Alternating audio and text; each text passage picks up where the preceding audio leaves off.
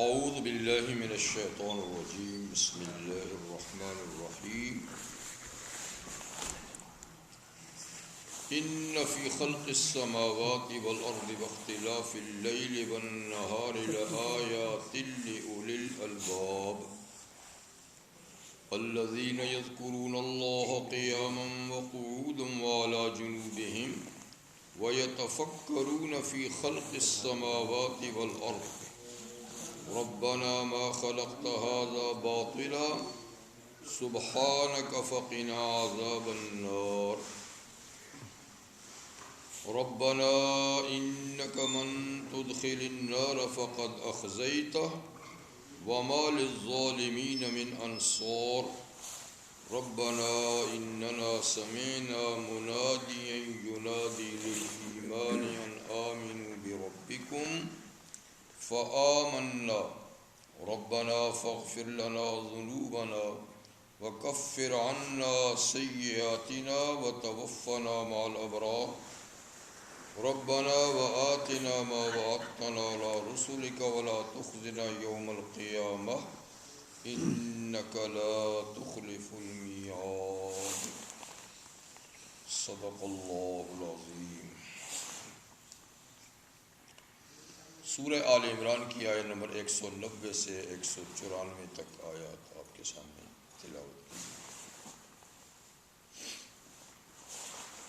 یہ سورہ آل عمران کا آخری رکوع ہے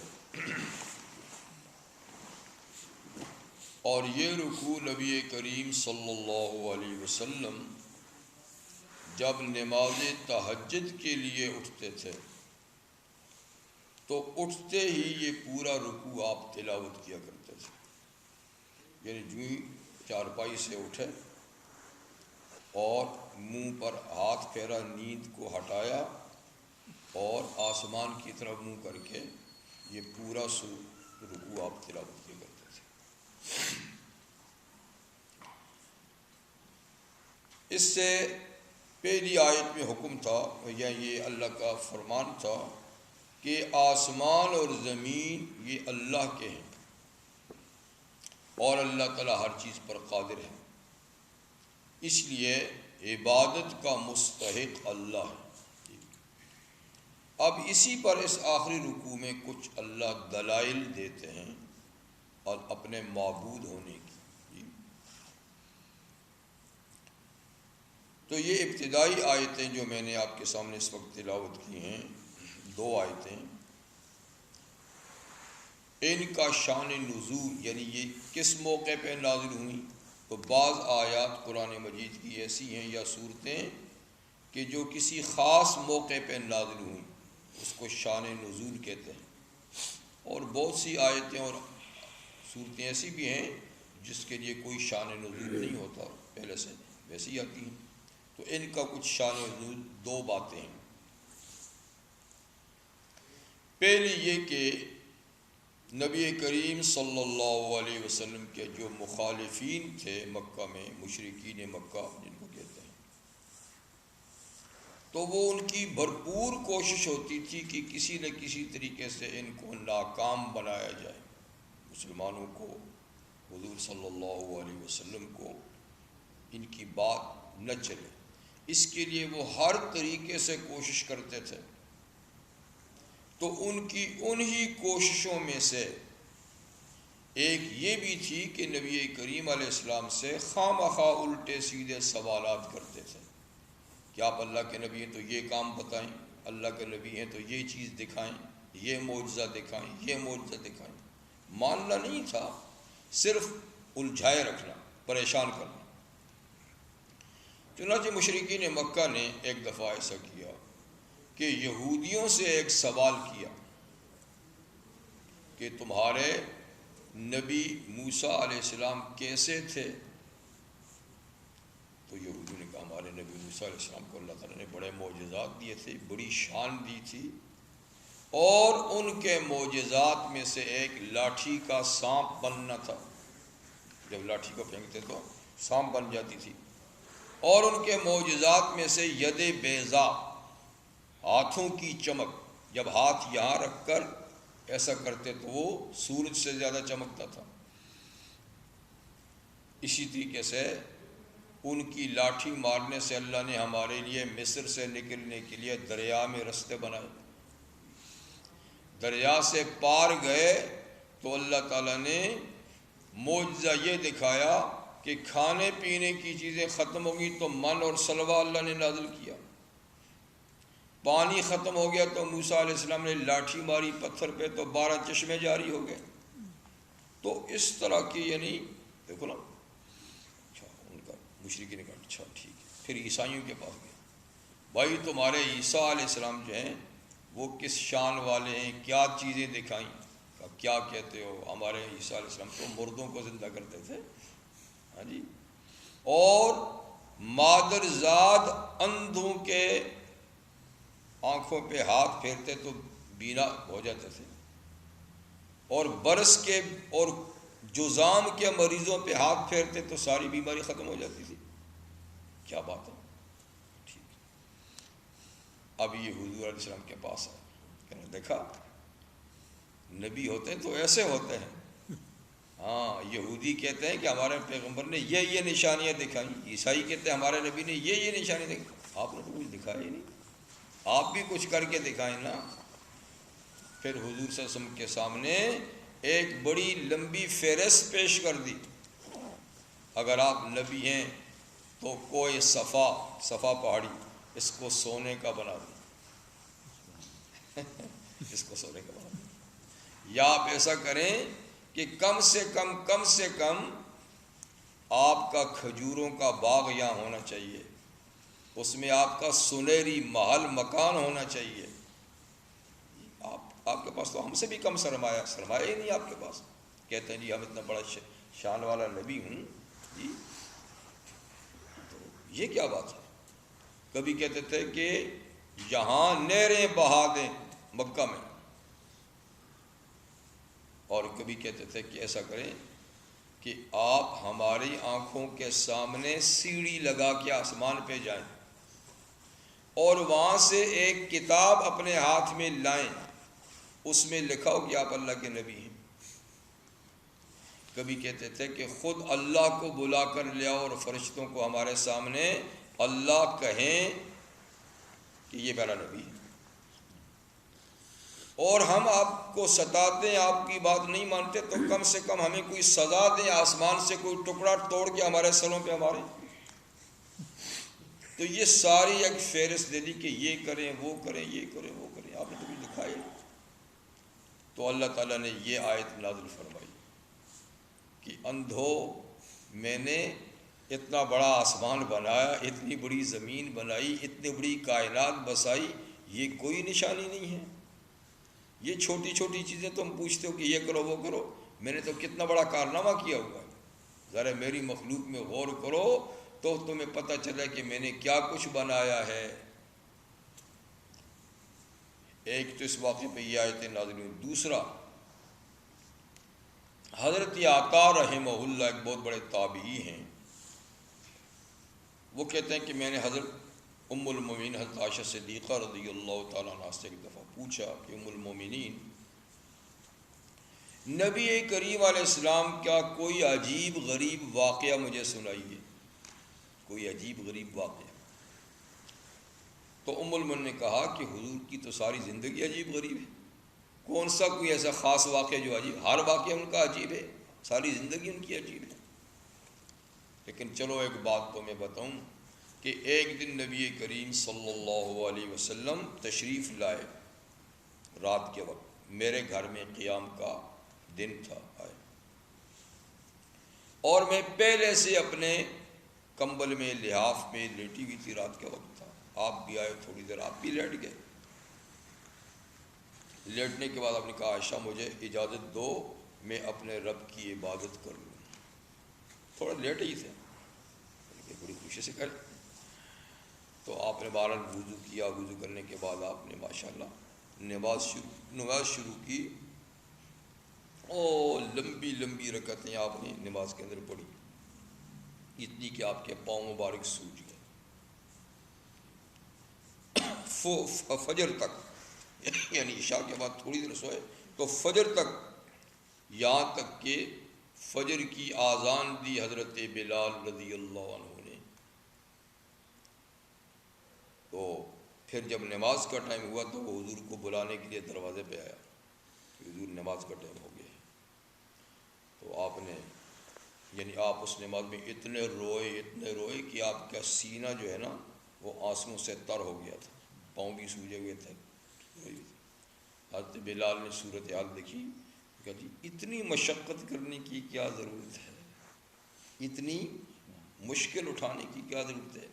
اللہ نے تو آپ کے اگلے پچھلے گناہ ویسے ہی معاف کر دیے ہیں، پہلے تو گناہ ہیں ہی نہیں ہیں، پھر بھی اطمینان دلا دیا کہ اگلے پچھلی ساری خطائیں معاف کر دی ہیں، تو پھر اتنی تکلیف کیوں اٹھائی؟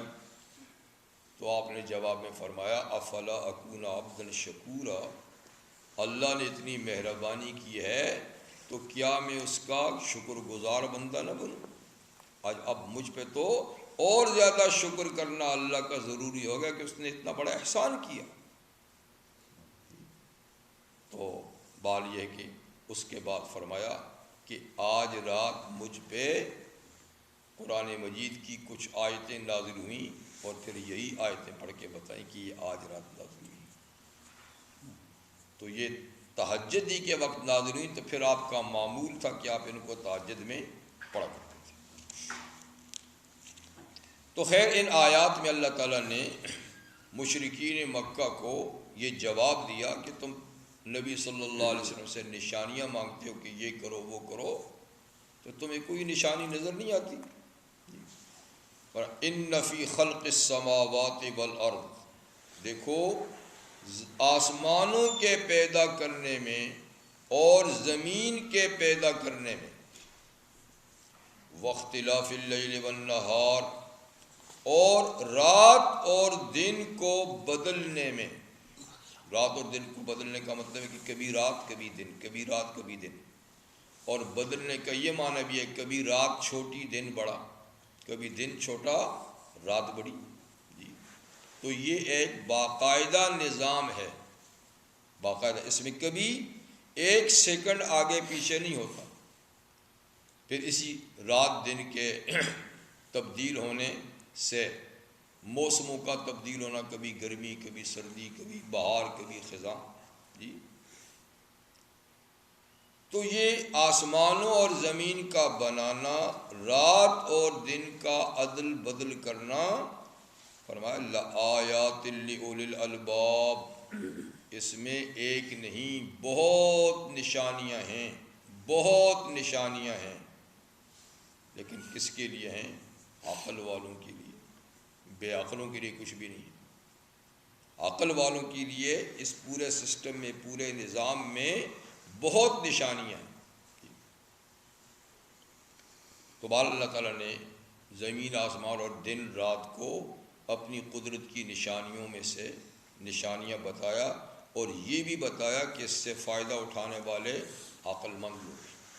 الباب لب کی جمع ہے، اور لب کہتے ہیں کسی چیز کے خلاصے کو، مغز کو، مغز۔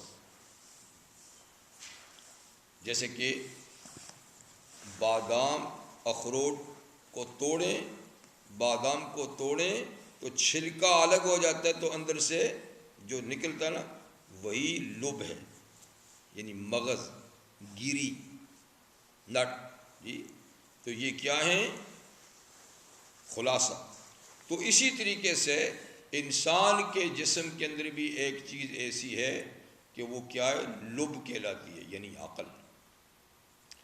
اور عقل ہی کی وجہ سے انسان کو باقی مخلوق پہ اللہ تعالیٰ نے برتری عطا فرمائی ہے، کہ باقی مخلوق میں شعور تو ہے، ایک درجے میں سمجھ تو ہے، ہر چیز کی اپنی اپنی لیول کی سمجھ، لیکن عقل نہیں ہے، باقی مخلوق عقل نہیں ہے۔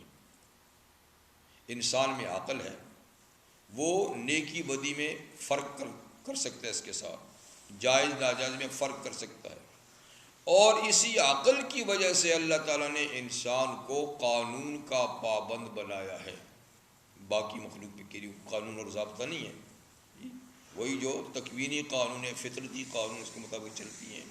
لیکن انسان کو اللہ نے فطرتی قانون کے علاوہ شریعت کے قانون کا بھی پابند بنایا ہے، اور وہ صرف عقل کی وجہ سے، تمیز کی وجہ سے۔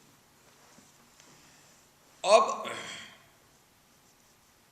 اللہ فرماتے کہ زمین آسمان رات دن کے بدلنے میں عقل والوں کے لیے اللہ کی قدرت کی نشانیاں ہیں۔ تو دنیا میں تو کتنے لوگ ہیں جو عقل کے دعوے دار ہیں، اور وہ سمجھتے کہ ہم سے بڑا کوئی عقل مند نہیں ہے، لیکن وہ اللہ تک کو نہیں مانتے، اور جو اللہ کو مانتے بھی ہیں وہ اللہ تعالیٰ کی عبادت نہیں کرتے، اس کے حکم کی تعمیل نہیں کرتے، اس کے قانون کے مطابق زندگی نہیں گزارتے، اور دعویٰ یہ کہ ہم سب سے بڑے عقل مند ہیں۔ دنیا بھی کہتی ہے یہ تو بڑے بڑے عقل مند ہیں جی۔ تو بات اصل میں یہ ہے،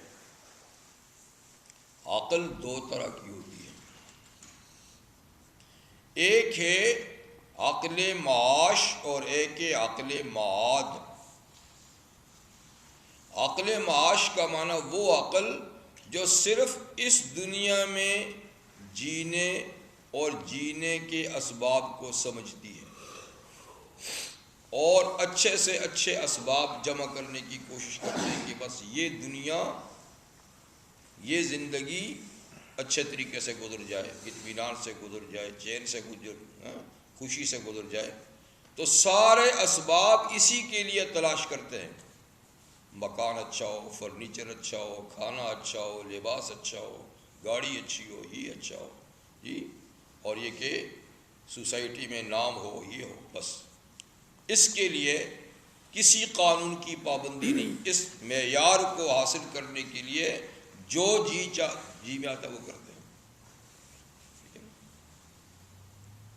یہ لوگ ہیں عقل معاش رکھنے والے۔ ظاہر بات ہے کہ اس میں بڑے بڑے عقل مند لوگ موجود ہیں، بڑے بڑے سائنسدان ہیں جی، اور بڑے بڑے موجد ہیں، انجینئر ہیں، جنہوں نے کیا کیا چیزیں نہیں بنائی، نئی سے نئی چیز نہیں بنائی، بنا رہے ہیں، بلکہ اب زمین سے تو آسمان کی طرف بھی کود رہے ہیں، اچھل رہے ہیں کہ اب وہاں جا کر بسیں گے، اور وہاں بھی پہنچنے کی کوشش کر رہے ہیں۔ چاند تک تو دعویٰ ہے کہ ہم پہنچ گئے ہیں جی، جھنڈا بھی گاڑ کے آ گئے ہیں، لیکن چاند پر ثابت یہ ہوا کہ ہم اب مستقل بس نہیں سکتے، اس لیے کہ چاند کا کچھ ایریا ایسا ہے جس میں آدمی فریز ہو جائے، اتنا ٹھنڈا ہے کہ برف کا ٹکڑا بن جائیں گے وہاں پہنچ کر، اور کچھ اتنا گرم ہے کہ وہاں آپ جل جائیں، اتنا گرم ہے۔ اس لیے خلا میں جانے والے اس لباس میں خلا میں نہیں جا سکتے، خلائی لباس ہی الگ ہے، خلائی گاڑی بھی الگ ہوتی ہے، تو وہ اتنا مہنگا لباس ہے کہ لاکھوں روپے میں تو ایک جوڑا بنتا ہے جو خلائی میں پہن کے جا سکتے ہیں، اس سے نہیں جا سکتے، لاکھوں۔ اور جو گئے ہیں وہ کہتے ہیں کہ کیونکہ وہاں تو کھانے پینے کا کوئی نظام نہیں ہے نا، کوئی کچھ چیز بھی نہیں ہے جو انسان کی زندگی برقرار رکھے، تو کہتے ہیں یہاں سے 1 پاؤنڈ کھانا پہنچانے کے لیے 30,000 انگلینڈ کے پاؤنڈ خرچ ہوتے ہیں، برطانوی 30,000 پاؤنڈ 1 پاؤنڈ غذا پہنچانے کے لیے۔ تو بھائی اتنا کپڑا، یہ غذا، یہ مہنگا سودا کون کرے گا؟ تو پتہ نہیں کھربوں ڈالر لگا کے وہاں تک بیچارے پہنچے ہیں، اور اس کا حاصل نتیجہ کیا نکلا کہ وہاں زندگی نہیں گزاری جا سکتی، اور اب اس کے بعد مریخ کے لیے تیاریاں ہو رہی ہیں کہ اب مریخ پہ جائیں گے۔ بال یہ اللہ تعالیٰ کا ایک نظام اور سسٹم ہے زمین آسمان کے بیچ کا، آسمانوں کا تو پتہ ہی کچھ نہیں، اور اپنی زمین کا بھی پورا بھی کوئی پتہ نہیں ہے، سمندروں کے اندر کیا اس کا بھی کوئی پتہ نہیں ہے۔ ہمیں تو اس پوری اپنی زمین کا بھی حدود عربے کا پورا پتہ نہیں ہے، پھر اس کے نیچے اور زمین، پھر اور زمین، پھر اور زمین، پھر اور زمین، صاف. اور یہ جو آسمان ہمارے چھت پہ سب سے چھوٹا جی، اس کے اوپر پھر اس کے اوپر پھر 6 اور ہیں، ہر ایک نیچے والے سے بڑا. اس میں کتنی مخلوق اللہ کی بستی ہے جی.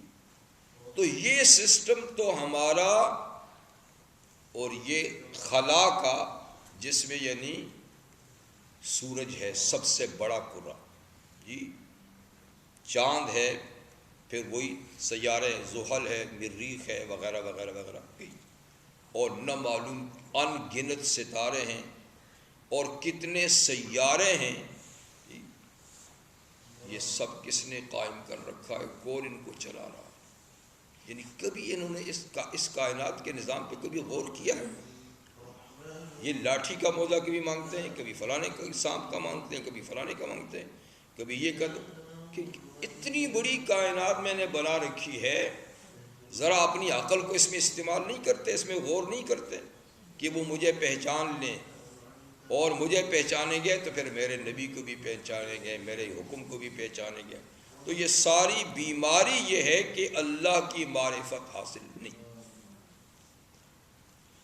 اسی لیے اللہ تعالیٰ ایک جگہ شکوہ کر کے فرماتے ہیں ان شر الدواب عند اللہ الصم البکم الذین لا یعقلون، کہ جتنے زمین پہ چلنے والے جانور ہیں نا، ان میں سب سے بدترین جانور وہ بہرے اور گنگے لوگ ہیں جو عقل ہی نہیں رکھتے. کون سی عقل؟ یہ نہیں جو ہونی چاہیے، اس کا نام اپنے معاد، وہ نہیں استعمال کرتے. اور ان سے تو وہ بے عقل جانور اچھے ہیں جو کم سے کم اپنے مالک کو تو پہچانتے ہیں کہ یہ میرا مالک ہے، کم سے کم، لیکن یہ اپنے مالک کو نہیں پہچانتے، تو یہ ان سے بھی بدتر. اللہ تعالیٰ کی فرماتے ہیں یاکلون کما تاکل الانعام، یہ اس طرح کھاتے پیتے ہیں جیسے جانور چرتے ہیں. ان کا کھانا پینا ایسا ہے جیسے جانور. والنار مثوی لہم، کھا لی اس چراگاہ میں کھا پی لیں، آخر میں جہنم کی آگ ان کا ٹھکانہ ہوگا جی. تو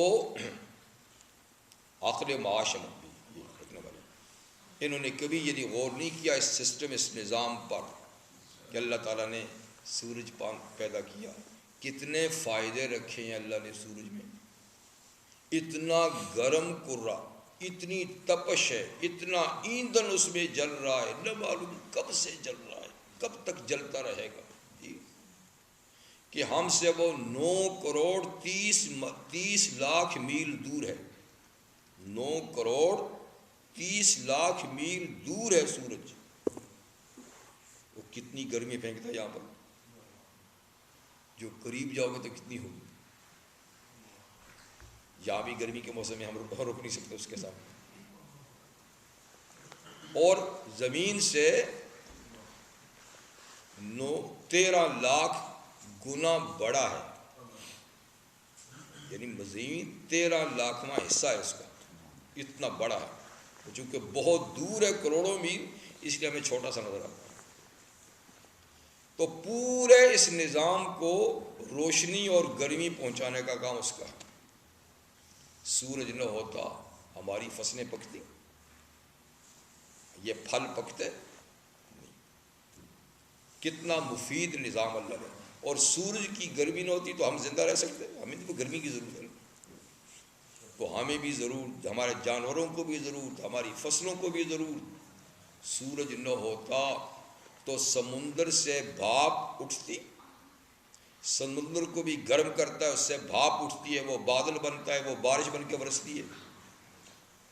تو کتنا بڑا مفید اللہ تعالیٰ نے یہ قرہ پیدا کیا ہے، کتنے فائدے وابستہ ہیں. اور پھر فرماتے ہیں آج تو دیکھیے اس پورے نظام کا سردار سورج ہے، لیکن ایک وقت ہوگا کہ یہ بھی لپیٹ لیا جائے گا، اس کی روشنی ختم ہو جائے گی، اس کا ایندھن ختم ہو جائے گا. اذا الشمس کورت، جب سورج کو لپیٹ لیا جائے گا، بے نور کر دیا جائے گا، نظام ختم کر دیا جائے گا، اور پھر ہم سے قریب ترین چاند ہے جو 2-2.5 لاکھ بھی یہاں سے دور ہے، قریب ترین، ٹھنڈی اس کی روشنی ہے، رات کو اس کی حکمرانی ہوتی ہے، دن کو اس کی ہوتی ہے، رات کو اس کی حکمرانی ہوتی ہے۔ اگر چاند طلوع نہ ہو تو اس کی بھینی بھینی روشنی جو ہے رات کو جو کارآمد ہوتی ہے وہ اپنی جگہ میں، حسن و جمال جو پیدا ہوتا ہے وہ اپنی جگہ میں اس کی وجہ سے، اور ہماری فصلوں میں ذائقے اس کی روشنی سے پیدا ہوتے ہیں، پھلوں میں ذائقے اس سے پیدا ہوتے ہیں، پھولوں میں رنگت اس سے آتی ہے۔ تو یہ بھی ایک مفید ترین اللہ تعالیٰ نے قرآن پیدا کیا ہے۔ یہ تو 2 بڑے بڑے ہیں، ایک کی رات کو حکمرانی، ایک کی دن کو، اس کے علاوہ باقی سیارے۔ مشرکین عرب ایک ستارے کو پوجا کرتے تھے، اس کا نام تھا شیرا۔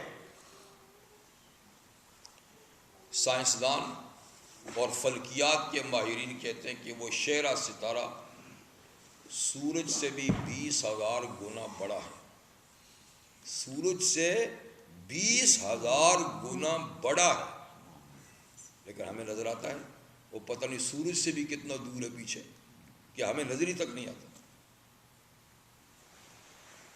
تو ان گنت ستارے، اتنی اللہ کی کائنات، اتنی اللہ کی مخلوق، اور سب کو کنٹرول کون کر رہا ہے؟ اللہ۔ تو فرماتے ہیں اللہ تعالیٰ کہ یہ نبی سے یہ نشانیاں مانگتے ہیں، ہم نے تو نشانیوں کا ایک سلسلہ قائم کر رکھا ہے، آسمان دیکھو، زمینیں دیکھو، اور سورج چاند دیکھو، سیارے دیکھو، ستارے دیکھو، رات دن کا عدلتا بدلتا نظام دیکھو، اور زمین سے اگنے والی بے شمار پیداوار دیکھو۔ ہم نے سمندر بہائے، دریا بہائے، پہاڑ کھڑے کیے، پہاڑوں میں بے شمار قسم کی معدنیات رکھی، زمین کے اندر تمہارے لیے خزانے رکھے۔ کیا چیز ہے جو تمہیں نہیں دی؟ اور کسی چیز پہ تم یعنی غور نہیں کرتے ہو، بس نکالی کھائی، اور بس پیدا کرنے والے کو کبھی تصور کیا، کبھی سوچا کہ کس نے یہ چیزیں پیدا کی، اور اس کی نعمت کا شکریہ کس طریقے سے ہم نے ادا کرنا؟ نہیں۔ تو ان فی خلق السماوات والارض واختلاف اللیل والنہار لآیات لأولی الالباب۔ تو عقل والے، تو میں نے کہا عقل والوں سے مراد کیا ہے؟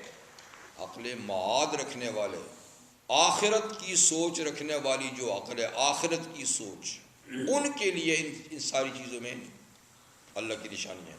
لیکن جو اس سطحی زمین اور مادی دنیا کی عقل رکھتے ہیں، ان کو تو سروکار نہیں ہے کہ مرنا کیا ہے اور مرنے کے بعد کیا ہوگا، اور خدا کیا ہے، رسول کیا ہے، جنت کیا ہے، دوزخ کیا ہے، ان کو تو پرواہ ہی نہیں ہے۔ بس وہ تو جانوروں والی زندگی ہے جو گزار رہے ہیں۔ لیکن جو اصل عقل والے ہیں، عقل سے کام لینے والے ہیں، وہ ایک ایک چیز کو غور سے دیکھتے ہیں، اور بنانے والے کی صنعت کو دیکھ کر کہتے ہیں فتبارک اللہ احسن الخالقین، برکت والا ہے اللہ، کتنا اچھا پیدا کرنے والا ہے، کتنی اچھی چیز۔ اللہ تعالیٰ ایک اور سورۃ میں فرمایا هو الذی احسن کل شیء خلقہ، اللہ نے ہر چیز کی تخلیق میں حسن بنایا ہے، ہر چیز کی تخلیق میں حسن بنایا ہے، ہر چیز کو حسین و جمیل بنایا ہے، ایک خاص کل شیء موزون، ہر چیز کو ایک خاص وزن، خاص اندازے سے بنایا ہے۔ مگر یہ لوگ کب ہیں جو اس بات کو سوچیں؟ اس کو نہیں سوچتے۔ اب اللہ تعالیٰ عقل والوں کی خود تعریف کرتے ہیں کہ عقل والے کون ہیں، ان کی صفات کیا ہیں۔ وہ نہیں جن کو دنیا عقلاء کہتی ہے، وہ نہیں جو خود کو عقلاء کہتے ہیں۔ عقل والے اصل میں وہ ہیں کہ جس کو قرآن عقل والا کہتا ہے، اس کی صفات اللہ بیان کرتے ہیں کہ میرے عقل والے بندے کون ہیں۔ یہ نشانیاں ان کے لیے، ان نشانیوں سے وہی فائدہ اٹھاتے ہیں۔ تو لیجئے عقل والوں کی نشانیاں سنیے۔ الذین یذکرون اللہ قیاما وقعودا وعلی جنوبہم، عقل مند وہ لوگ ہیں جو اللہ کو یاد کرتے ہیں۔ جو کس کو یاد کرتے ہیں؟ اللہ کو یاد کرتے ہیں، اور کتنا کرتے ہیں؟ قیاماً، کھڑے ہونے کی حالت میں، جب کھڑے ہوتے ہیں تو اللہ کو یاد کرتے ہیں، قعوداً، بیٹھ کر، بیٹھنے کی حالت میں، وعلی جنوبہم، اور اپنی کروٹوں پر لیٹ کر۔ تو کھڑے بھی اللہ کو یاد کرتے ہیں، بیٹھے بھی کرتے ہیں، لیٹے بھی کرتے ہیں۔ یہ مطلب نہیں کہ اس کے علاوہ نہیں کرتے ہیں، یہ محاورہ ہے، مطلب ہے کہ ہر وقت اللہ کو یاد کرتے ہیں۔ جیسے محاورہ میں کہتے ہیں نا، یہ کام صبح شام، تو صبح شام کا مطلب ہے 2 ٹائم، صبح شام کا کیا مطلب ہے؟ ہر وقت۔ تو ان 3 حالتوں کا مطلب کیا ہے کہ ہر وقت اللہ کو یاد کرتے ہیں، ان کا کوئی وقت اللہ کی یاد سے غافل نہیں گزرتا۔ ام المومنین حضرت عائشہ صدیقہ رضی اللہ عنہا فرماتی ہیں کہ کان رسول اللہ صلی اللہ علیہ وسلم یذکر اللہ فی کل احیانہ، کہ نبی رحمت صلی اللہ علیہ وسلم اللہ کو ہر وقت یاد کرتے تھے، ہر وقت۔ تو یہ پہلی نشانی کس کی؟ عقل والوں کی، جو اللہ تعالیٰ کو ہر وقت یاد کرتے ہیں۔ اب ظاہر بات ہے کہ ہر وقت تو آدمی بہت سارے اور کام بھی کرتا ہے، کسی سے بات چیت بھی کرتا ہے، کھانا بھی کھاتا ہے، ٹھیک ہے، سوتا بھی ہے، اور کاروبار بھی مصروف ہوتا ہے، تو ہر وقت کیسے یاد کر سکتا ہے؟ تو بھائی اصل میں ذکر کی 2 قسمیں ہیں۔ ایک ہے ذکر لسانی، جو زبان سے ذکر کیا جاتا ہے، وہ تو ظاہر بات ہے کہ ہر وقت آدمی نہیں کر سکتا، کسی سے بات بھی کرنی ہوتی ہے، کھانا پینا بھی ہوتا ہے، کسی اور کام میں بھی مصروف ہوتا ہے، سوتا بھی ہے۔ تو ذکر لسانی ہر وقت تو نہیں ہو سکتا، اور دوسرا ذکر ہوتا ہے قلبی، دل کا ذکر۔ یہ ایک ایسا ذکر ہے جو ہر وقت ہو سکتا ہے، دل کا ذکر ہر وقت ہو سکتا ہے، لیکن آسان ذکر وہ زبانی کا ہے۔ دل کو اس طرح بنا لینا محنت اور مشقت کر کے، یہ کام ذرا مشکل ہے، محنت طلب ہے، لیکن جو لوگ یہ کام بھی کر گزریں تو پھر ان کا کوئی لمحہ زبان اور سے بات کرے گی، دل اللہ سے لگا رہے گا، جی، ہاتھ کچھ کر لیں گے، دل اللہ کے ساتھ ہوگا۔ تو اس کو بزرگان دین کی اصطلاح میں کہتے ہیں دست بکار دل بیار، دست بکار، ہاتھ پاؤں کام میں، دل دوست کے ساتھ۔ لیکن اس کا دوسرا مطلب یہ بھی ہے، یعنی ہم جیسے لوگ بھی یہ کر سکتے ہیں، اگر ہمارا دل اس کا عادی نہیں ہے تو وہ یہ کہ کم سے کم دل میں خیال تو اللہ کا رکھ سکتے ہیں۔ تو اللہ کا خیال بھی ذکر قلبی ہے، اللہ کا خیال بھی ذکر قلبی ہے۔ تو خیال تو ہر آدمی رکھ سکتا ہے۔ تو مقصد یہ ہے کہ عقل والوں کی پہلی شکل کہ وہ ہر حال میں خدا کو یاد کرتے ہیں، یعنی جب زبان سے ذکر کرنے کا وقت ہو تو زبان کو اس میں لگاتا ہے، زبان کا وقت نہ ہو تو دل میں اللہ کا خیال اور دھیان رکھتے ہیں۔ تو یہ اللہ کو ہر وقت یاد کرنا ہوگا، ٹھیک ہے۔ پھر جتنی بھی اللہ تعالیٰ نے شریعت میں عبادات مقرر کی ہیں، تو یہ ساری عبادات بھی کیا ہیں؟ ذکر کا حصہ ہے۔ ساری عبادات میں اہم ترین عبادت جو نماز ہے، دن میں 5 وقت پڑھی جاتی ہے، اس کا مقصد بھی اصل میں کیا ہے؟ اللہ کی یاد۔ اللہ تعالیٰ سورہ طٰہٰ میں فرماتے ہیں اقم الصلاۃ لذکری، نماز قائم کرو میری ذکر کے لیے، اس لیے کہ اس میں میرا ذکر ہوتا ہے، تو اس کو قائم کرو میرے ذکر کی خاطر۔ تو نماز بھی ذکر ہے، روزہ بھی ذکر ہے، صدقہ زکوٰۃ بھی ذکر ہے، حج بھی ذکر ہے، جتنی مقررہ عبادات ہیں وہ بھی ذکر ہے، اور قرآن حکیم کی تلاوت بھی ذکر ہے، اس لیے کہ قرآن خود ذکر ہے۔ اِنَّا نَحْنُ نَزَّلْنَا الذِّكْرَ، اللہ فرماتے ہیں کہ یہ ذکر ہم نے نازل کیا ہے۔ تو ذکر قرآن کا ایک نام ہے۔ تو یہ بہترین اذکار میں سے ہے قرآن مجید. سب ذکروں میں افضل ذکر ہے کیا؟ قرآن مجید. تو قرآن مجید کی تلاوت ذکر، اس کے علاوہ باقی سبحان اللہ، الحمدللہ جی، جو نبی کریم صلی اللہ علیہ وسلم نے اذکار بتائے ہیں، صبح و شام کے، نیند سے اٹھنے کے، بیت الخلاء میں جانے کے، لیٹرین میں جی، اس سے نکلنے کے، مسجد میں آنے کے، مسجد سے جانے کے، کھانا کھانے کے، کھانا کھانے کے بعد کے، سونے کے، سو کر اٹھنے کے، بازار میں جانے کے، یعنی ہر حالت جو انسان کی چینج ہوتی ہے تو حضور صلی اللہ علیہ وسلم نے ہر حالت کے لیے کچھ اذکار بتائے ہیں. جب آپ گاڑی پہ سوار ہو تو کیا پڑھیں، گاڑی سے اترے تو کیا پڑھیں، گھر میں داخل ہو تو کیا پڑھیں، گھر سے نکلے تو کیا پڑھیں، بیڈ پہ جائیں تو کیا پڑھیں، اٹھیں تو کیا پڑھیں. جیسے حضور تہجد میں اٹھتے تو یہ پورا رکوع پڑھتے تھے جی. تو یہ اذکار آپ دیکھیں تو اتنے اذکار ہیں، اتنے اذکار ہیں، اتنی. پھر حضور نے غیر موقت اذکار بھی بتائیں کہ جس کے لیے کوئی وقت مقرر نہیں ہے، چلتے پھرتے، اٹھتے بیٹھتے، مختصر ذکر، سبحان اللہ بحمدی، سبحان اللہ العظیم، سبحان اللہ بحمدی، سبحان اللہ العظیم جی، سبحان اللہ، الحمدللہ، اللہ اکبر، لا الہ الا اللہ واللہ اکبر. تو یہ سب اذکار جو ہے نا، یہ بھی یذکرون اللہ میں شامل ہے. تلاوت، نماز، عبادات، یہ صبح و شام کی اذکار، اور دل میں اللہ تعالیٰ کا دھیان، یہ دل کا ذکر. ایک کام تو یعنی عقل والوں کا یہ کہ جن کو تم دیکھو کہ کثرت سے اللہ کا ذکر کرتے تو سمجھ لو کہ یہ عقل والے ہیں.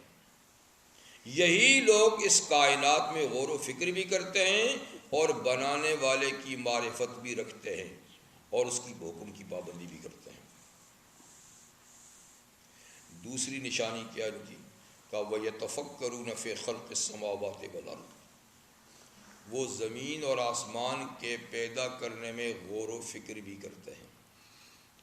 کبھی کبھی باہر نکلتے ہیں، آسمان کو دیکھتے ہیں تو بنانے والے کی یاد آ جاتی ہے.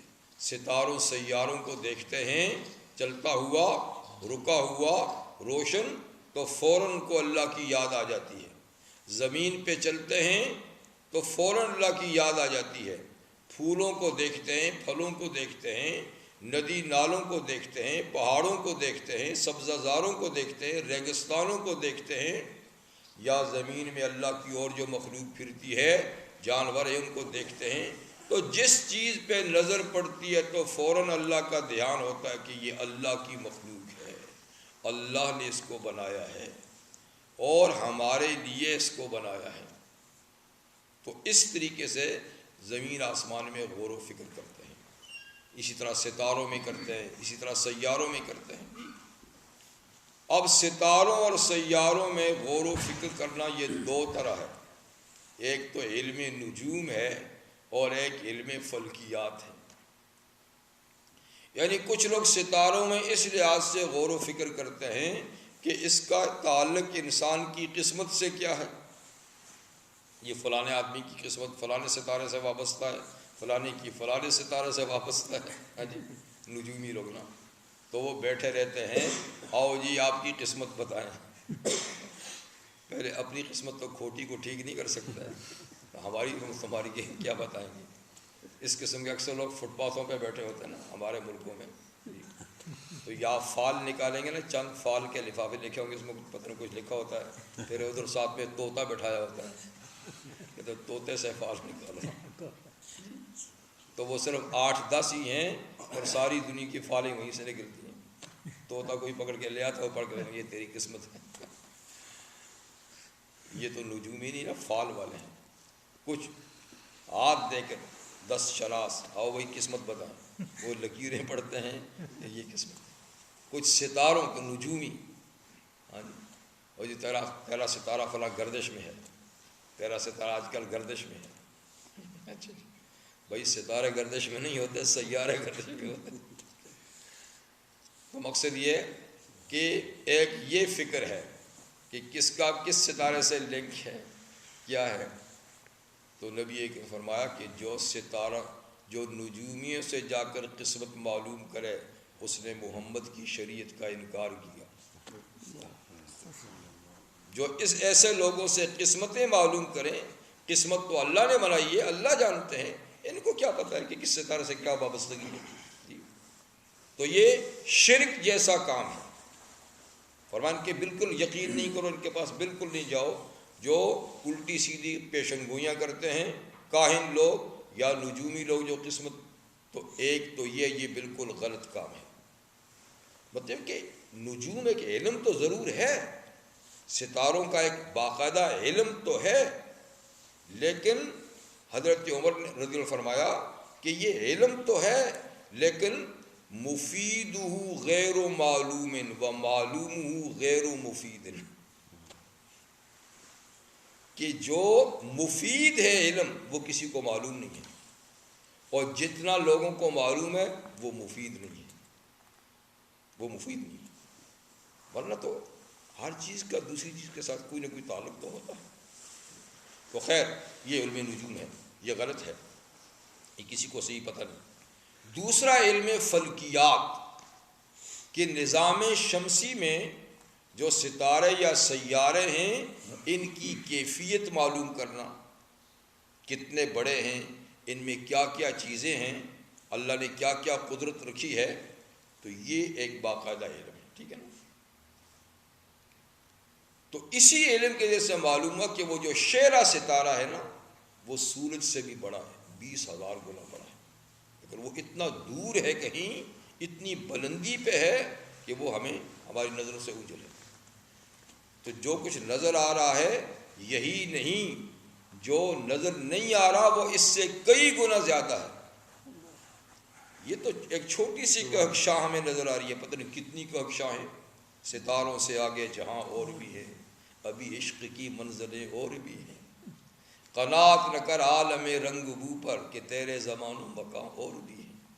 پتہ نہیں اللہ کی کتنی بڑی کائنات ہے، ہم اس کا ہی اندازہ نہیں کر سکتے۔ تو آگے آسمان، پھر آسمان 1 2 3، ان کے بیچ کے اندر مخلوق، پھر اوپر جنتیں، او ہو کتنا نظام ہے، کچھ پتہ ہی نہیں۔ تو اس سارے نظام کو بنانے والا کون ہے، چلانے والا کون ہے؟ اللہ۔ اتنی بڑی کتاب پڑھ کے بھی ان کو یعنی اپنے مالک کا پتہ نہیں، بھٹکتے پھرتے ہیں، کبھی ادھر سر مارتے ہیں، کبھی ادھر سر مارتے ہیں، کبھی اس کے سامنے ہاتھ اٹھایا، کبھی اس کے سامنے ہاتھ اٹھایا، اتنے بڑا مالک۔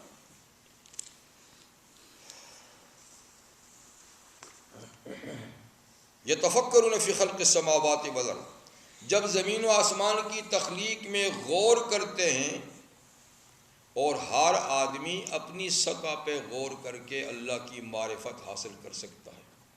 اللہ کو قدرتی سے پہچانا جا سکتا ہے، اللہ کی ذات کو تو نہیں پہچانا جا سکتا، اللہ کی صفات کو پہچانا جا سکتا ہے، قدرت سے پہچانا جا سکتا ہے۔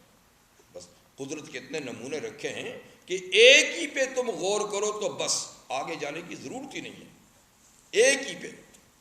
شیخ سعدی فرماتے رحمہ اللہ، برگ درختان سبز، برگ درختان سبز در نظر ہوشیار، ہر ورق دفتر معرفت کردگار۔ کہتے ہیں درخت کے جو سبز پتے ہیں نا، ایک پتا عقل مند کے لیے لائبریری سے کم نہیں، ایک پتے ہی کی کاٹ چھانٹ، اس کی بناوٹ سجاوٹ دیکھو تو اللہ کی قدرت کا پتہ چل سکتا ہے۔ اور علامہ اقبال بھی کہتے ہیں، پتے پتے سے آیا ہے طرز تحریر ازل، پتے پتے سے آیا ہے طرز تحریر ازل، لالا زاروں میں نظر کر اور کوہساروں کو دیکھ۔ کہ اللہ تعالیٰ کی قدرت کی تحریر ایک ایک پتے سے بھی ظاہر ہے۔ ذرا باغ میں جا اور اس نظریے سے دیکھ، پھولوں کو دیکھ، ان کی کاٹ شان، ان کی رنگت، ہر پھول میں مناسب خوشبو، اس کی خوبصورتی، اس کی بناوٹ، اس کی سجاوٹ، پھر پتوں کو دیکھ۔ اب کوئی باغ میں اس نظریے سے جائے گا تو کیا اللہ کو نہیں پہچانے گا؟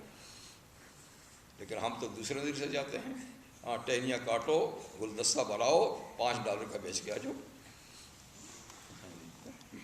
اس کو کیا حاصل ہوگا؟ بھئی گلاب کے باقی کاٹ کاٹ کے لاؤ، بیچنا ہے، پیسہ کمانا، روٹی کھانی، بس اس کو کیا غرض ہے؟ لیکن اس نیت سے جاؤ کہ اس میں بنانے والے، پیدا کرنے والے کو پہچانوں گا، تو بس ایک پتی کافی ہے، ایک پتی۔ گلستان میں جا کر جو ہر گل کو دیکھا، گلستان میں جا کر جو ہر گل کو دیکھا، تیری ہی سی رنگت، تیری ہی سی بو ہے۔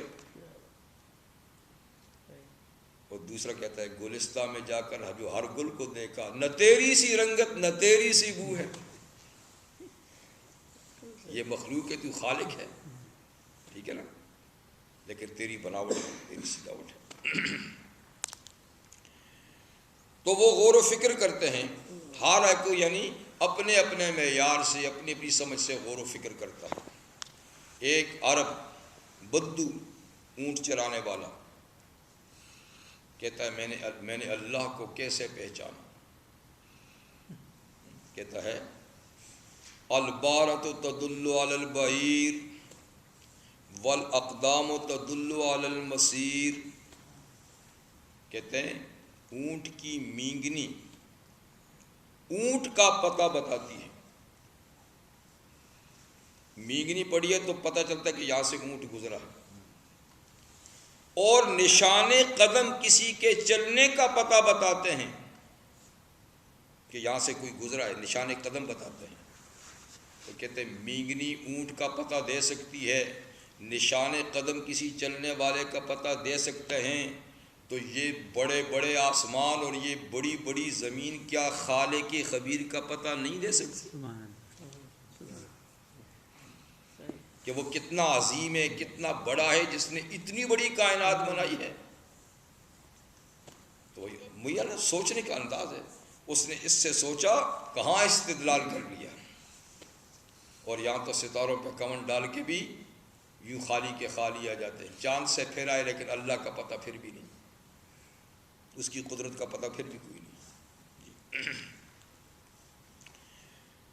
تو زمین و آسمان کی تخلیق میں غور کرتے ہیں، اور ہر وقت اللہ کو یاد کرتے ہیں، اور زمین آسمان کی تخلیق میں غور کرنے کے بعد نتیجہ کیا نکالتے، ریزلٹ کیا نکالتے؟ کہتے ہیں ربنا ما خلقت ھذا باطلا۔ دیکھنے کے بعد کہتے ہیں اے اللہ، آپ نے یہ کائنات بے مقصد نہیں بنائی، اس کے بنانے میں آپ کا بہت بڑا مقصد ہے، یہ فضول نہیں بنائی، یہ کھلونا نہیں ہے جو آپ نے بنا ڈالا۔ اللہ تعالیٰ بھی فرماتے کہ میں نے یہ کائنات کھلونا نہیں بنایا، میں نے حق کے ساتھ بنائی ہے، ایک مقصد کے تحت بنائی ہے، اور مقصد ہے کہ انسان دیکھ کے ہدایت پائیں۔ جب وہ مقصد پورا ہو جائے گا میں اس سسٹم کو ختم کر دوں گا، جب قیامت آئے گا تو یہ نظام ختم ہو جائے گا، اس وقت تک یہ قائم ہے، کیونکہ مقصد پورا ہو جائے گا۔ جب مقصد پورا ہوتا ہے تو چیز کو ختم کر دیتے ہیں جی۔ تو یہ ہمیشہ کے لیے نہیں ہے، ایک وقت تک کے لیے۔ تو وہ نتیجہ نکالتے ہیں کہ ربنا ما خلقت ھذا باطلا، ہمارے رب آپ نے یہ پورا کارخانہ کائنات کا بیکار نہیں بنایا، با مقصد نہیں بنایا جی۔ سبحانک، آپ تو اس بات سے پاک ہیں کہ کوئی بے مقصد کام کرے، کوئی عبث کام کرے جی۔ اللہ تعالیٰ انسان کے بارے میں فرماتے ہیں سورہ مومنون کے آخر میں افحسبتم انما خلقناکم عبثا، کیا تم نے یہ خیال کر رکھا ہے کہ تم بیکاری بنائے ہو، میں نے یوں ہی تم کو میں نے بنا ڈالا ہے، وَأَنَّكُمْ إِلَيْنَا لَا تُرْجَعُونَ، اور تم میرے پاس واپس نہیں آؤ گے، میں نے جو بھیجا ہے تو یوں ہی بھیجا ہے کہ کھا پی کے جاؤ، ختم ہو جاؤ، اور میرے پاس نہیں آؤ گے، میں تم سے پھر پوچھوں گا نہیں۔ میں نے ایک مقصد کے لیے تمہیں بھیجا ہے جی، اور وہ مقصد جب پورا ہوگا میں اپنے پاس بلا لوں گا اپنی عدالت میں، پھر پوچھوں گا کہ جس کام کے لیے بھیجا تھا وہ کیا کہ نہیں کیا، کیا ہے تو پھر اصل زندگی دوں گا جنت والی، نہیں کیا ہے تو پھر ایسی سزا ملے گی کہ ایسی سزا بھی نہیں۔ تو اللہ تعالیٰ نے یعنی نہ یہ کائنات بیکار بنائی ہے، نہ ہمیں بیکار بنایا، کہ ہمارا بھی ایک مقصد ہے، اس کا بھی ایک مقصد ہے۔ تو اس کا مقصد کیا ہے؟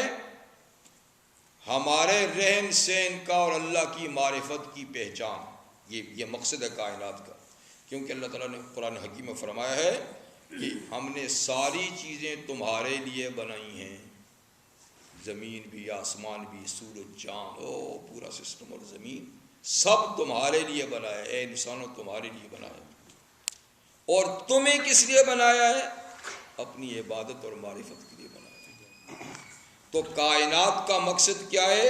ہماری خدمت. ہمارا کام کیا ہے؟ اللہ کی معرفت.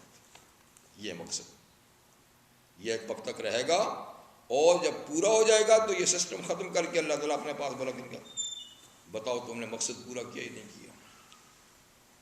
اس لیے کسی نے کہا اور خوب کہا، کھیتیاں سرسبز ہیں تیری غذا کے واسطے. کھیتیاں سرسبز ہیں تیری غذا کے واسطے، جانور پیدا کیے تیری وفا کے واسطے. یہ اتنی بڑی بھینس جو سر جھکائے جا رہی ہے، ایک لات مارے تو حضرت وہ پڑے ہوں. اتنا بڑا اونٹ جو ہے قطار میں جا رہا ہے، بچہ کھینچ رہا ہے، سامان لدا ہوا ہے. وہ دیکھو گھوڑا جو ہے اس پر آپ بیٹھے جا رہا ہے، کیا وہ آپ سے کمزور ہے؟ گدھا کمزور ہے، خچر کمزور ہے، گائے بیل ہم سے کمزور ہے، بھیڑ بکری ہم سے، سب جانور طاقتور ہیں. لیکن اللہ نے تابع کیے ہوئے، کاٹ کے کھاؤ، دودھ نکالو، یہ کرو وہ کرو. تو جانور پیدا کیے تیری وفا کے واسطے. چاند سورج اور اتارے ہیں ضیاء کے واسطے. سورج، چاند، ستارے روشنی دینے کے لیے ہیں. سب جہاں تیرے لیے اور تو خدا کے واسطے. سب جہاں تیرے لیے اور تو یہ. تو جہاں مقصد کیا ہے؟ ہمارے لیے ہے. ہمارا مقصد کیا ہے؟ خدا کے لیے. تو اس لیے کہتے ہیں سبحان کہ اللہ آپ پاک ہیں، نہ ہمیں بیکار بنایا نہ کائنات کو بیکار بنایا.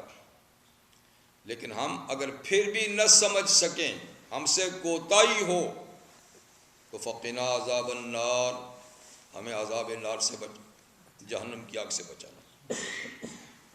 یعنی اتنی بڑی کائنات کو دیکھ کے بھی ہم نہ سمجھ سکیں تو ہماری غلطی ہے. پھر ہم مستحق ہیں کہ ہمیں کوئی سزا دے، لیکن ہم اگر کوتاہی کریں تو پھر ہمیں وہاں سے بچانا. آگے پھر ان اللہ کے بندوں کی دعائیں ہیں. تو عقل مند بندوں کی دو ہی صفتیں یہاں بیان فرمائیں. کون سی؟ ایک یہ کہ ہمہ وقت اللہ کا ذکر کرتے ہیں، دوسرا یہ کہ ارض و سماع کی تخلیق میں غور و فکر کر کے نتیجہ نکالتے ہیں کہ یہ سارا نظام با مقصد ہے، بے مقصد نہیں. آگے ان کی دعا ہے. پہلی دعا تو یہی تھی نا کہ ہمیں عذاب نار سے بچائیے. دوسری، ربنا انک من تدخل النار، اے اللہ جس کو آپ جہنم میں داخل کر دیں گے تو فقد اخزیتا، آپ نے اس کو جیسے ذلیل کر دیا. کیونکہ جہنم میں جانا ذلت کی نشانی ہے. جہنم میں جانا کوئی عزت کی نشانی ہے نہیں. جس کو جہنم میں بھیج دیا بس آپ نے اس کو ذلیل کر دیا، وہ ذلیل ہو گیا. جی، وما للظالمین من انصار، اور ایسے ظالموں کے لیے پھر کوئی مددگار بھی نہیں ہوگا جو ان کو جہنم سے نکالے. یہ بڑے ہی بے انصاف ہیں. جی، اب کچھ وقت کے لیے تو گناہگار مسلمان بھی جہنم میں جائیں گے، لیکن یہ مستقل نہیں جائیں گے، ایک خاص لمٹ کے لیے جائیں گے. جتنا کسی کا گناہ ہوگا جائیں گے، لیکن جب تک جائیں گے تو ذلت تو ہوگی، اس لیے کہ جہنم تو ہے ہی مقام ذلت ہے، ذلت تو ہوگی.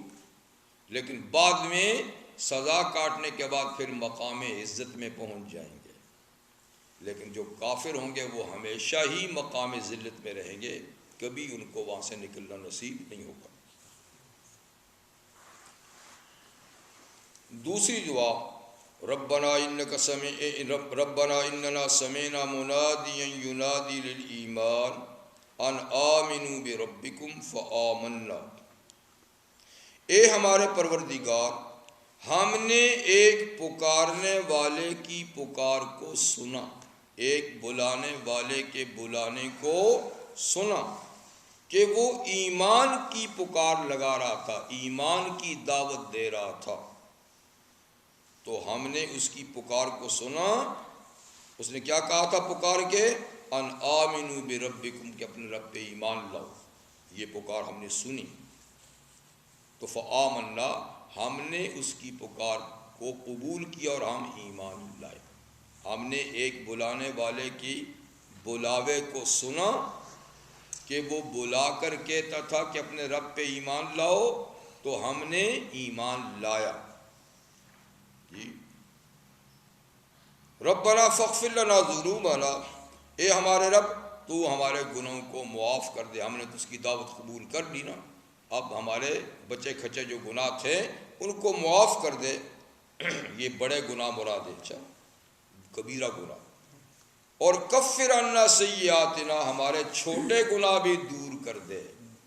تو جب دو گناہوں کا ذکر ہو تو اس میں پہلا بڑا اور دوسرا چھوٹا مراد ہوتا ہے، تو یہاں پہلے ذنوب ہے پھر سیئات، اس لیے پہلے کبیرہ ہیں دوسرے صغیرہ ہیں، تو بڑے گناہ معاف کر دے اور چھوٹے گناہ بھی دور کر دے۔ وَتَوَفَّنَا مَعَ الْأَبْرَارِ، اور ہمیں نیک لوگوں کے ساتھ موت دے، یعنی دنیا میں بھی نیک لوگوں کے ساتھ رکھ اور مرنے کے بعد بھی نیک لوگوں کے ساتھ پہنچا دینا۔ اب یہ کہ اس دعا میں جو یہ کہا ہے کہ ہم نے ایک پکارنے والے کی پکار کو سنا، تو یہ کون ہے؟ یا تو اس سے مراد ہے پکارنے والا جو خاموشی سے پکارتا ہے، اور وہ ہے قرآن۔ قرآن منادی ہے خاموشی سے، آواز ہم نہیں سنتے، پڑھتے تو پتہ چلتا ہے کہ یہ کیا کہتا ہے۔ تو یعنی قرآن نے ہمیں ایمان کی دعوت دی، ہم نے لبیک کا ایمان قبول کیا۔ اور یا اس سے بولنے والا مراد ہے، منادی سے کون مراد ہے؟ بولنے والا منادی، اور وہ ہیں نبی کریم صلی اللہ علیہ وآلہ وسلم، کہ پیغمبر کریم صلی اللہ علیہ وسلم نے با الفاظ اور با آواز لوگوں کو دعوت دی ایمان کی۔ سب سے پہلے کھلے عام جلسہ عام میں آپ نے کوئی صفا پہ کھڑے ہو کے لوگوں کو دعوت دی تھی، اس کے بعد مکہ مکرمہ کے گلی کوچوں میں، پھر طائف میں، اور پھر سوق اوقاز میں، مختلف منڈیوں میں، بازاروں میں، جہاں بھی مجمع ہوتا تھا، حج کے زمانے میں مینا میں، جب بھی لوگ اکٹھے ہوتے تھے تو رحمت للعالمین صلی اللہ علیہ وسلم تشریف لے جاتے اور لوگوں سے کہتے تھے یا ایھا الناس قولوا لا الہ الا اللہ تفلحوا، لا الہ الا اللہ کہو فلاح پاؤ گے، کامیاب ہو جاؤ گے۔ تو یا منادی سے یہ مراد ہیں کہ آپ کے نبی نے پکارا ایمان کے لیے، ہم نے کہا لبیک، ہم ایمان لائے۔ یا قرآن نے پکارا ایمان کے لیے، ہم نے کہا لبیک، ایمان لائے۔ سو ہمارے گناہ یعنی بخش دیجیے۔ حدیث میں یہ بھی ہے کہ جب بندہ مومن اللہ کی توفیق سے اسلام قبول کرتا ہے تو اسلام ایک صراط مستقیم ہے، صراط مستقیم، یعنی اس پہ قدم رکھتا ہے، چلتا ہے، قدم رکھتا ہے، تو جب چلتا ہے تو اوپر سے ایک اس سرے سے، یہاں سے سٹارٹ ہوا نا، اس سرے سے ایک آواز دینے والا آواز دیتا ہے کہ سیدھا سیدھا آنا، سیدھا سیدھا۔ اور جب یہ چلتا ہے تو دائیں بائیں پردے نظر آتے ہیں ایسے لٹکے ہوئے، ادھر بھی ادھر بھی، پھر یہ چاہتا ہے کہ دیکھوں ادھر کیا ہے، تو اوپر کا منادی کہتے ہیں خبردار ان کو چھیڑنا نہیں، ان کو ہاتھ نہیں لگانا، ان میں سے ہر پردے کے پیچھے کوئی نہ کوئی گناہ ہے، کوئی نہ کوئی گمراہی ہے، اگر ان کو دیکھے گا مڑ کے تو ادھر گھس جائے گا، اس لیے دائیں بائیں دیکھے بغیر سیدھا سیدھا سیدھا سیدھا سیدھا اس منزل کی طرف آ جائے۔ تو وہ انسان کا ضمیر ہے، اس کا بیدار دل ہے، کہتا اب چلا ہے نا تو اب ادھر ادھر نہیں ہونا، سیدھا سیدھا آ جائے۔ اس لیے کہ ان سارے پردوں کے پیچھے شیطانی کام ہے، شیطانی اعمال ہے۔ تو بارہ ایک دعا یہ ہوئی، ٹھیک ہے، اور ایک اور ربنا واتنا ما وعدتنا علی رسولک ولا تخزنا یوم القیامہ انک لا تخلف المیعاد۔ اے ہمارے پروردگار، اور ہمیں وہ کچھ عطا فرما جو اپنے رسولوں کی زبانی آپ نے ہم سے وعدہ کیا ہے کہ ایمان لاؤ گے، اعمال صالحہ اختیار کرو گے تو اس کا نتیجہ کیا نکلے گا، اجر و ثواب کیا ہوگا۔ سو ہم نے ایمان لایا، اعمال صالح اختیار کیا، اب جو آپ نے وعدہ کیا ہے رسولوں کی زبانی تو وہ ہمیں عنایت فرما۔ یعنی اللہ تعالیٰ سے اجر و ثواب اور جنت کا سوال بھی کرتے ہیں، اور یہ کہ قیامت کے دن کی رسوائی اور ذلت سے ہمیں بچا، اس لیے کہ وہ سربستہ راز گناہ کے جب قیامت کے دن ہوں گے تو سربستہ نہیں رہیں گے۔ اللہ تعالیٰ فرماتے ہیں یوم تبلی السرائر، اس دن تمام سربستہ راز سر عام کھل جائیں گے۔ آج تو کئی چیزیں چھپی ہوئی ہیں نا، یا دل میں ہیں یا تنہائی میں کی ہیں، کسی کو پتہ نہیں ہے، لیکن اس دن تو سارے راز کھل جائیں گے اللہ تعالیٰ کے سامنے، تو سب چیزیں، وہ عالم الغیب والشہادہ، وہ ہر چیز کا مواخذہ کریں گے۔ تو پھر بڑی رسوائی ہوگی جب کسی کا گناہ سر عام ساری مخلوق کے سامنے کھلے گا، جس میں انبیاء، صدیقین، صالحین، شہداء سبھی ہوں گے، تو کتنی بڑی رسوائی ہوگی۔ یہاں بھی اگر ہمارا کوئی قصور کسی آدمی کے سامنے کھل جائے تو کتنی شرمندگی ہوتی ہے، اور جب یہ سب کے سامنے کھل جائے گا تو پھر اور کتنی بڑی۔ اس لیے قیامت کی رسوائی سے زیادہ بڑی رسوائی کوئی بھی نہیں ہے۔ تو اس لیے آل ایمان دعا کرتے کہ ولا تخزنا یوم القیامہ، قیامت کے دن اے اللہ ہمیں رسوا نہیں کرنا۔ حضرت شیخ عبد القادر گیلانی رحمہ اللہ کے بارے میں پڑھا ہے، ایک دفعہ وہ حرم محترم میں اس وقت مطاف پر کنکریاں ہوتی تھی، یہ فرش نہیں ہوتے تھے جو آج کنکریاں، کچی زمین ہوتی تھی۔ سخت گرمی کے زمانے میں سر سجدے میں رکھ کر کے یعنی دعا مانگتے تھے کہ یا اللہ قیامت کی رسوائی سے بچانا، اس دن کوئی ایسا عمل نہ کھلے سے شرمندگی ہو، یا تو مجھے معاف کر دیجئے، کوئی ایسا راز ہی نہ کھلے، اگر کوئی ایسا راز کھلنا ہے تو پھر مجھے اندھا کر کے اٹھانا، میں نظریں لگاؤں گا کس طریقے سے، کسی پر نظریں کیسے لگاؤں گا۔ تو بہر شرمندگی ہر جگہ شرمندگی ہے، لیکن قیامت کی شرمندگی یہ سب سے زیادہ سنگین جرم ہے۔ وَلَا تُخْزِنَا يَوْمَ الْقِيَامَةِ إِنَّكَ لَا تُخْلِفُ الْمِيعَادَ، آپ وعدہ خلافی نہیں کرتے۔ جب آپ نے وعدہ کر لیا ہے انبیاء کرام کی زبانی کچھ دینے کا، ٹھیک ہے نا، تو ہمارا سوال ہے کہ وہ چیزیں ہمیں دیں، اور ہمیں یقین ہے کہ آپ چونکہ وعدہ خلافی نہیں کرتے، آپ دیں گے ہی دیں گے۔ لیکن یہ کیونکہ مانگنے کا بھی آپ نے حکم دیا کہ مجھ سے مانگو، اس لیے ہم مانگتے بھی ہیں، ورنہ جو آپ وعدہ کیا ہے وہ تو آپ پورا کریں گے۔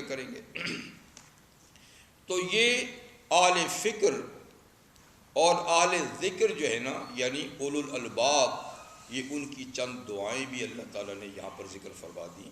تو یہ ذکر تھا کس کا؟ ان لوگوں کا جو ارض و سما کی تخلیق میں غور و فکر کرتے ہیں اور اس سے اللہ تعالیٰ کی معرفت حاصل کرتے ہیں، ٹھیک ہے۔ ایک صفت کیا ہے کہ یذکرون اللہ قیاما وقعودا وعلی جنوب، دوسری صفت کیا؟ یتفکرون فی خلق السماوات والارض ربنا ما خلقت ھذا باطلا، اور پھر ان کی یہ دعائیں۔ اللہ تعالیٰ ہمیں اپنے انہی بندوں میں شامل کر دے، توفیق عطا فرما دے کہ ہم بھی اللہ تعالیٰ کا ذکر کرنے والے اور ارض و سما کی تخلیق میں فکر کرنے والے بن جائیں، اور اللہ تعالیٰ ہمیں آخرت میں نجات عطا فرمائے۔ وآخر دعوانا الحمد للہ رب العالمین۔ سبحانک اللہم و بحمدک اشہد ان لا الہ الا انت استغفرک۔